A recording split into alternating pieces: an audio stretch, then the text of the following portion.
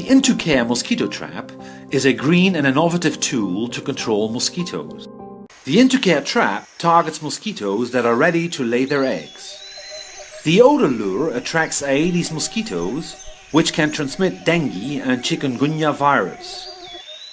Attracted by smelly water, the mosquito enters the trap and searches a spot to settle near the water surface.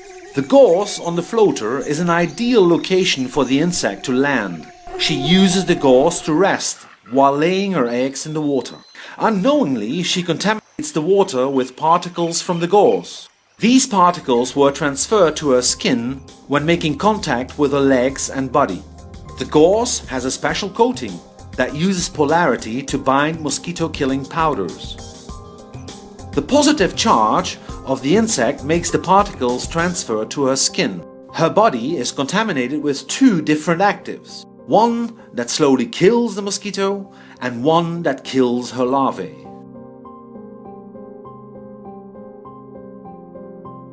After a few days, the eggs in the trap hatch and become larvae.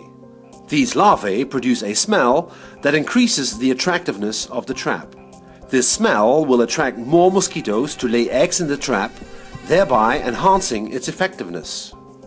The larvicide in the water kills the larvae just before they are ready to pupate. The dead pupae sink to the bottom and are eaten by younger larvae. If the trap contains many mosquito larvae, then this shows that it is working well. Fortunately, none of these larvae will ever become adult-biting mosquitoes, so no new mosquitoes will emerge from the trap.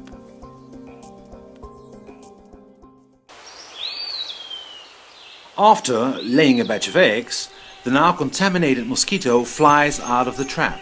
She goes and searches for another location to lay more eggs.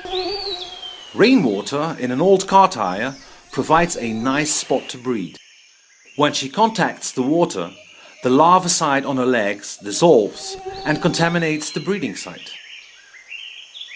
This cycle is repeated when the mosquito continues to search other places to lay her eggs. At every stop, she contaminates the water with larvicide.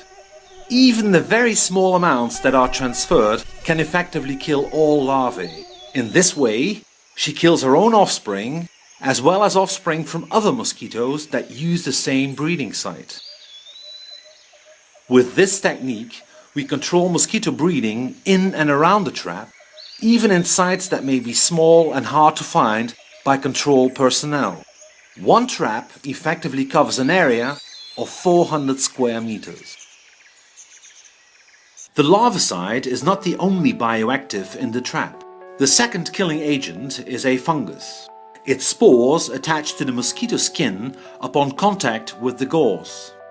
Once attached, the fungus spores slowly start to germinate. They use germination tubes to penetrate the skin.